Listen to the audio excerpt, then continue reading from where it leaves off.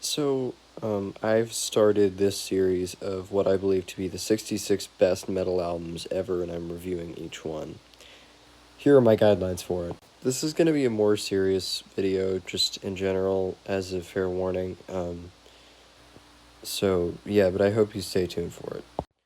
The most important thing for anything that's going to make the list, to me, is personal preference. If I hate something and I don't listen to it, then I don't have a lot of experience with it, and I don't really think I'll know what to do with it.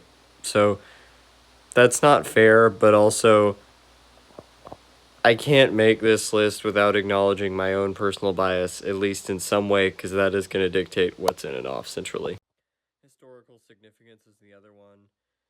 In Flames has to be on this list, Black Sabbath has to be on this list, Metallica has to be on this list, Iron Maiden has to be on this list. I just don't want it to just be these, big legacy bands. So it will be historical significance, but also I want to get, smaller artists that maybe you guys don't know about.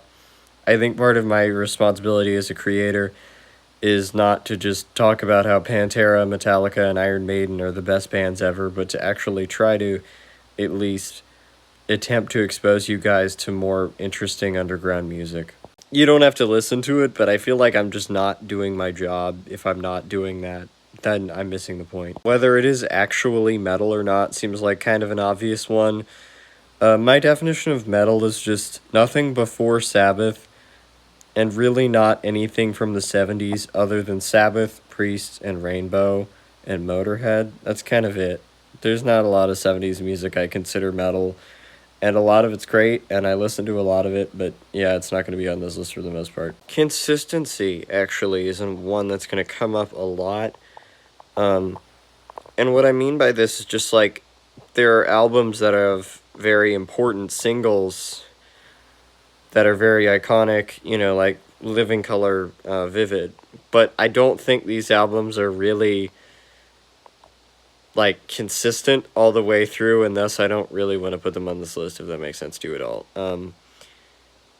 Ashes of the Wake by Lamb of God is kind of the same thing to me. I know that's a hot take, but yeah, whatever. I'll make videos of the ones that barely made this list but didn't, or very clearly did not make the list. But yeah, that's not central. I just wanted to make a more serious, more long-form video about what my guidelines are for this project.